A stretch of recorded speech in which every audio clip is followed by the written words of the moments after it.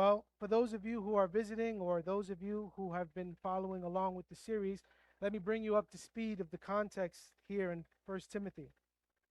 Remember, Paul's overall focus thus far is to make sure that the house of God is in order. He is no longer in person here at Ephesus. He's left Timothy behind while he's in Macedonia.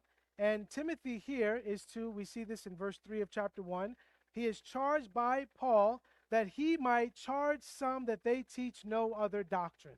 There were people teaching doctrine that was not in accordance to the scriptures, and Timothy was to set those things in order in God's house. And so Paul's number one concern for the church and ultimately for the people of God is godliness. And that is the very thing that God is doing amongst his people here at Faith Bible and anyone who professes faith in Christ. Godliness. Godliness. In fact, this word godly or godliness is used 10 times in 1 Timothy, and this word is mentioned in every single chapter of 1 Timothy, with the exception of chapter 5. So in chapter 5, there's no mention of godly or godliness at all. Every other chapter it's there, but in 1 Timothy chapter 5, we see the fruit or the evidences of godliness in that the godly person is to treat an elder a certain way, older women a certain way, younger women and widows a certain way.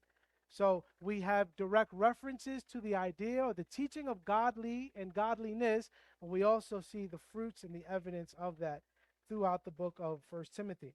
And so from beginning to end, God's focus for his church is to reflect his character. You see this in Leviticus 18, after God gives a long list of things that you cannot do if you're going to be in covenant with him, he says, be holy, for I am holy. Peter picks up the same exact theme in 1 Peter, and after giving a long list of the evidences or the fruit that a person is right with God, it is seen by holiness and godliness. So that is what God desires for his church. And there is a false godliness here at Ephesus. There is a godliness that looks like it belongs to Christ, but it's not.